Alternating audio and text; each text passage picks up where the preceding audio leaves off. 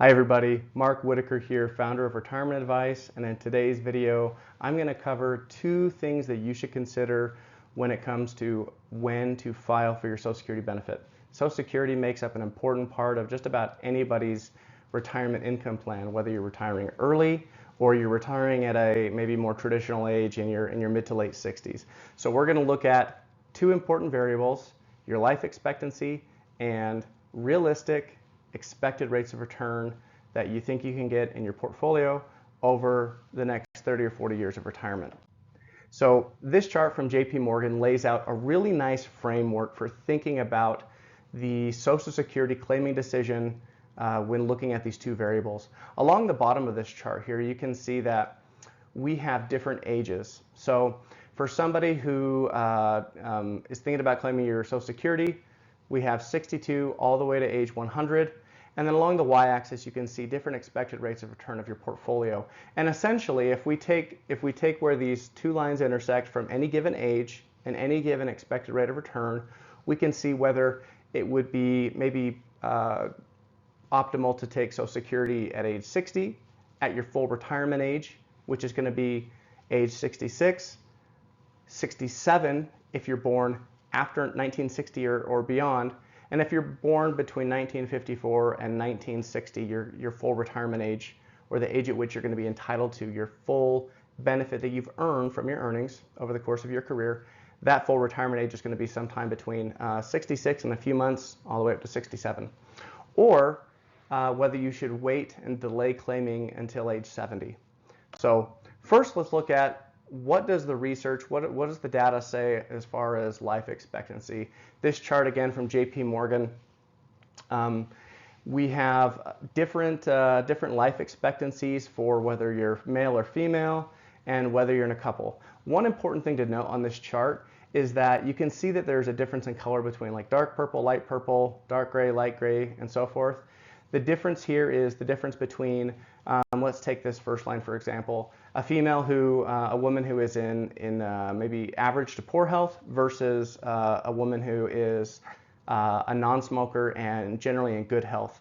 So you can see the life expectancy difference based on that basic criteria, whether you're a non-smoker and whether you consider yourself in pretty good health. So at age 65, you can see that for women, there's a very high likelihood of living until age 85.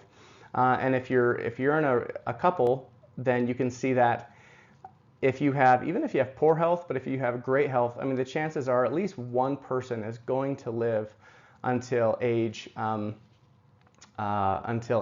85.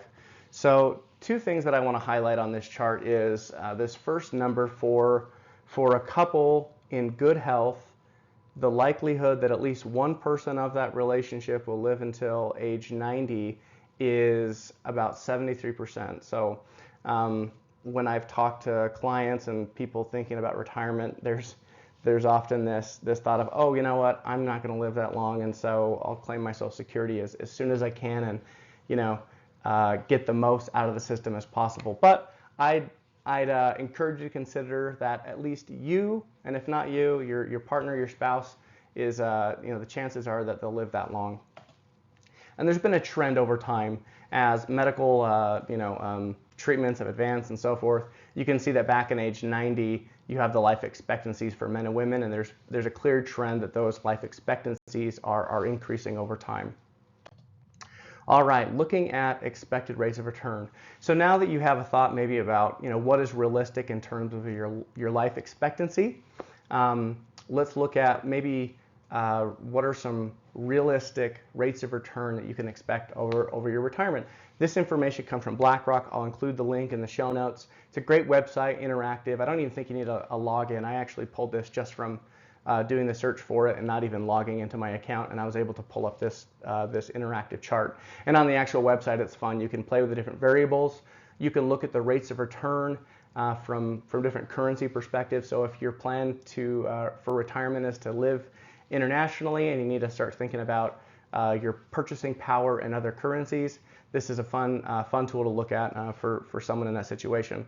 So I'll just highlight two numbers here. For your typical retiree, you're going to have a diversified portfolio of stocks and bonds. And so I have these two expected rates of return here for a diversified U.S. stock portfolio right here, and then also for a 60-40 portfolio, 60% being a diversified portfolio of stocks, and that 40% being a diversified portfolio of fixed income or bonds. And you can see that if you follow these, the expected most likely rate of return for these based on BlackRock's research is somewhere between 6.5% and 7.5% per year nominally. So not including, not factoring in inflation for this particular chart, but that is the framework that's used as far as how we're making this decision. Okay, so we'll come back to this and let's just put together what we've looked at and what we've learned from the other two slides. So assuming that you and your spouse or you yourself, you think that you're going to live to age 90, let's look at perhaps when is the best time to take your Social Security based on different rates of return. So if you assume a low rate of return, then it's probably going to make the most sense to delay and take that Social Security benefit until age 70.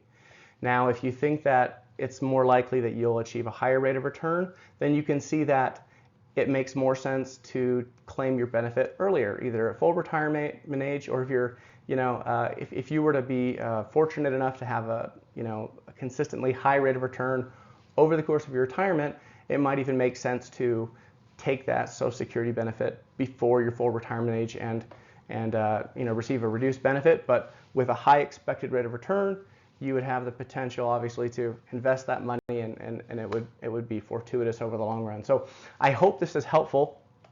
And like I said, these are just two variables to think about when claiming Social Security. I hope this has been helpful, and you can reach me at earlyretirementadvice.com.